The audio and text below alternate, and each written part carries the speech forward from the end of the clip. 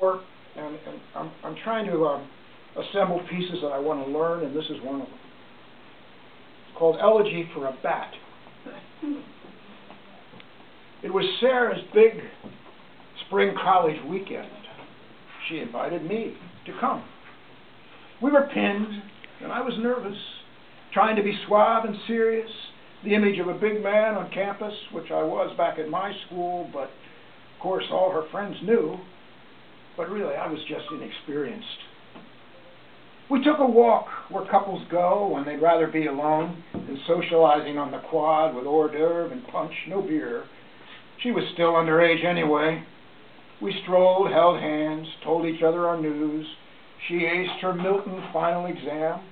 Looked like I'd make cum laude. Though a dark cloud loomed in the sky just ahead, we walked on, ignoring the risk of a storm. Not far from the last building on campus, the road turned from asphalt to gravel. We passed under an old stone railroad bridge, came out between fields of mowed grass. When off to our right, a few feet from the road, we saw a small critter. Was it a rat? Apparently hurt, or in some way deformed, dragging itself in heaves of exertion, like the last survivor of a lost expedition. Then it stopped, as if catching its breath for a second, then raised itself on its elbows or shoulders or...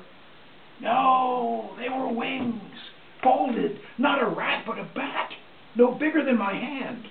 And then it raised its snub nose to the sky and screamed with startling command.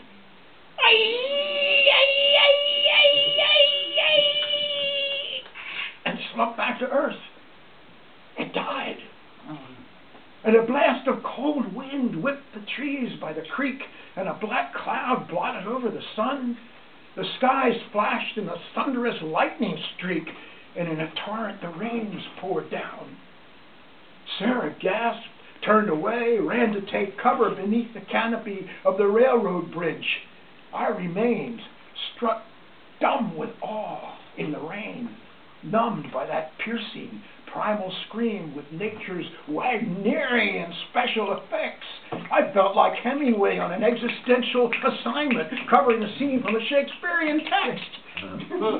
In less than a minute, the storm ended abruptly, and I went to her under the bridge, where I found her trembling and crying. She wanted to go back to the party, she said, to put out of her mind that terrible scream and the sight of that poor bat dying.